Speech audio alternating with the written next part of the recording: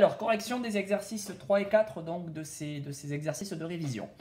Alors, le numéro 3 est un problème. Farid pratique la course à pied. Il part de chez lui en courant, fait 4 tours de lac, puis rentre chez lui toujours en courant. Le tour du lac mesure 1,3 km et il y a 350 mètres entre la maison de Farid et le lac. Quelle distance Farid parcourt-il en tout? Donc en fait, il y a plusieurs choses. Il y a le trajet de la maison de Farid jusqu'au lac. Il y a le tour du lac. Et ensuite, il y a le retour. Donc, il y a plusieurs choses à prendre en compte. On va commencer par le tour du lac. Il fait 4 tours.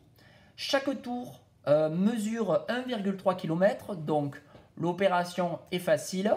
1,3 multiplié par 5,2 multiplié par 4 égale 5,2. Et donc, la distance parcourue après les 4 tours de lac est de 5,2 km. Ça, c'est pour la première chose. Ensuite, il y a 350 mètres entre la maison de Farid et le lac. Il faut bien se rendre compte que là, on vous parle de mètres et que jusque-là, on est sur des kilomètres. Donc, on va de suite faire une conversion avant d'oublier. On va convertir le 350 mètres en kilomètres. Et 350 mètres, c'est égal à 0,35 km.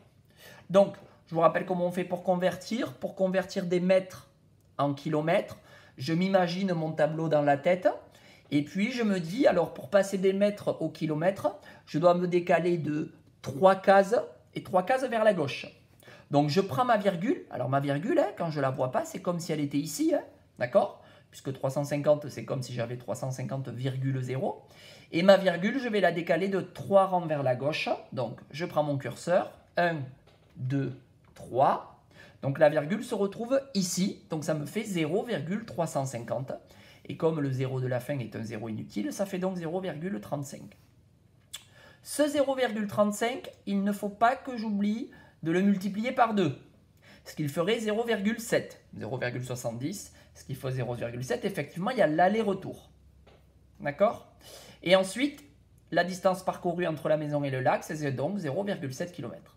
Une fois que j'ai fait ça, j'additionne les deux. 5,2 plus 0,2, ça fait 5,9. Farid parcourt donc 5,9 km en tout. Voilà, ensuite on avait une petite facture avec à chaque fois une quantité et un prix unitaire. Donc pour les casquettes, j'achète 8 casquettes à un prix unitaire de 7,65 €. Donc l'opération à poser, c'est 8 multiplié par 7,65. Ça, c'est quelque chose que vous avez dû faire sur votre brouillon. J'ai calculé directement, ça fait 61,20 €. Ensuite, paire de chaussettes. J'achète 7 paires de chaussettes. Je ne connais pas le prix unitaire, c'est-à-dire le prix d'une paire. Par contre, je sais que le total, ça fait 298,20.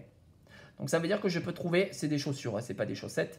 Ça veut dire que je peux trouver le prix unitaire en faisant cette fois une division, en prenant 298,20 et en faisant la division décimale par 7. Ça aussi, c'est quelque chose que vous avez dû faire. Ça tombe juste, c'est-à-dire qu'on a un reste qui est égal à 0 à un moment donné, à 42,6. Et comme c'est des euros, on met 2 chiffres après la virgule. Donc ça fait 42,60. Sur la ligne survêtement, il me manque 2 choses. Donc là, c'est un petit peu compliqué parce que si je ne connais pas la quantité et que je ne connais pas le total, ben, je vais avoir du mal à remplir ça. Alors, il faut que je me serve ici et que je me rende compte que le 61,20 plus le 298,20 plus le 192, ça va me donner un certain nombre que vous avez dû poser. Et ce nombre que j'ai trouvé, je dois l'enlever à 879,40 et je tombe sur 328 tout rond. Et enfin, ce 328, je le divise par 41 pour trouver le nombre de survêtements que j'achète, c'est-à-dire 8 survêtements. Enfin, pour la dernière ligne, je cherche la quantité de paires de chaussettes. Je sais que chacune coûte 4 €, ça me fait 192. Donc, je fais une division de 192 par 4 et ça me fait donc 48. Voilà pour ces exercices 3 et 4.